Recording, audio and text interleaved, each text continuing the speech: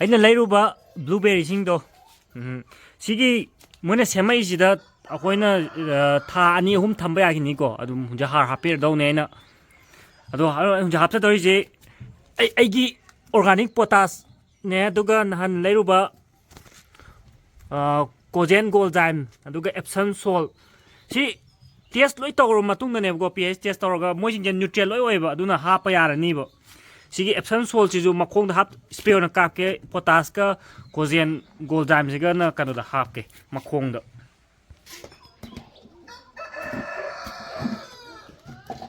ꯁꯤꯒꯤ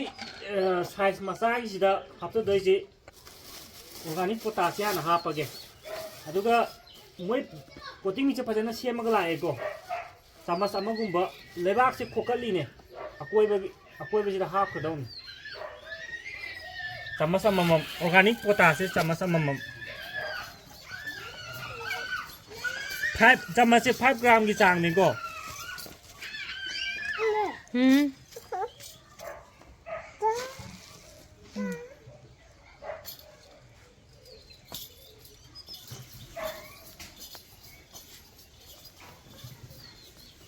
ꯃꯄꯥꯟ ꯁꯥꯔꯤ ꯇꯧꯔꯒ ꯂꯥꯛꯄꯅꯦꯕ ꯑꯗꯨ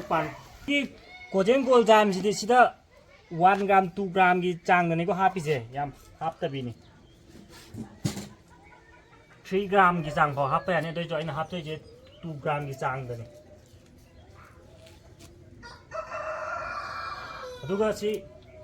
ꯐꯖꯅ ꯑꯃꯨꯛ ꯈꯣꯠꯊꯔꯝꯗꯣꯏꯅꯤꯀꯣ ꯈꯨꯝꯖꯤꯜꯂꯝꯗ ꯇꯥꯔꯒꯗꯤ ꯃꯊꯛꯇ ꯇꯣꯡꯍꯜꯂꯒ ꯊꯝꯃꯝꯕꯗ ꯅꯨꯡꯉꯥꯏꯔꯣꯏꯕ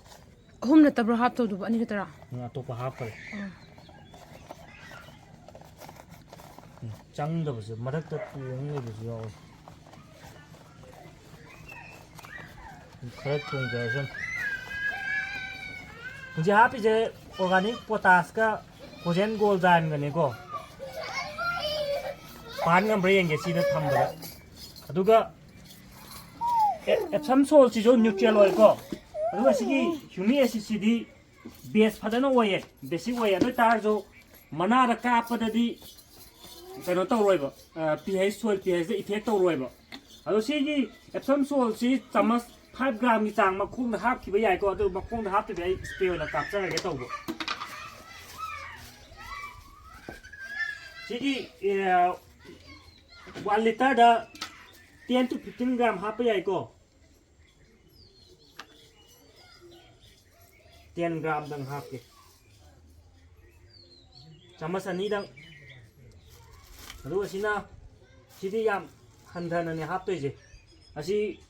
कनो दा 1 liter da 1 gram दनेबा 1 gram बु हेनबे आइसि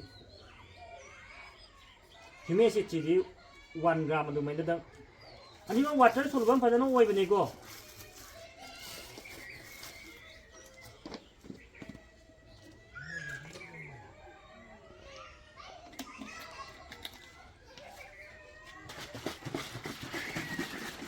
नि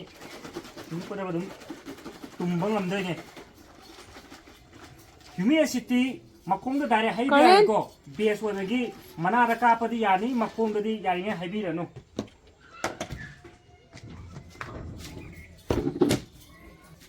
कापन नुआई मना आसी रसिनि तुम फजना कापतोइन